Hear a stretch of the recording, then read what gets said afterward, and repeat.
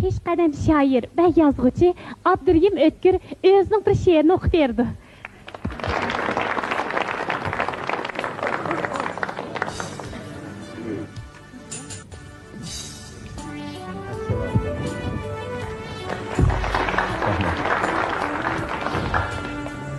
Novruz münasebeti bilan bahar haqida bir g'azal bor ekan.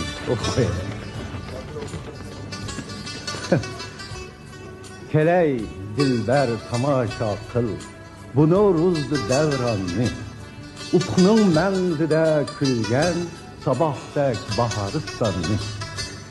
Kecha gul yaprig'idek yoqasi qon, shak bulbul, bugun Qashqar ravodida quchoqlar orzu armonni.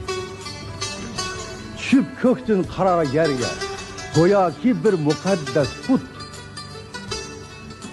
Bahar yağdusunu çaştı, sürüp çetke zimistanını. Erip karmuz, karım derya, çeçindek kolunup akkaç. Hiyalim taptı ilhamga, goya bir behr ummanını. Yeşil kırgak yüzü gül gül, o güller mengzide şebnem. Koşar canğı yene min can, Keçip her tağda reyhanlı.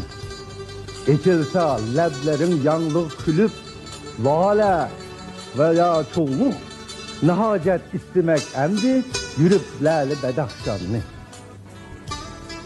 Dumuret vadıda ahu kiyikler tekrişip oynap,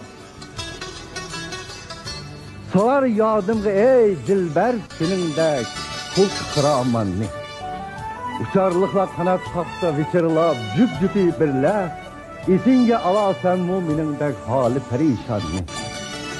Keley dilber, gidip can riştisiydin, kil tumar maksus.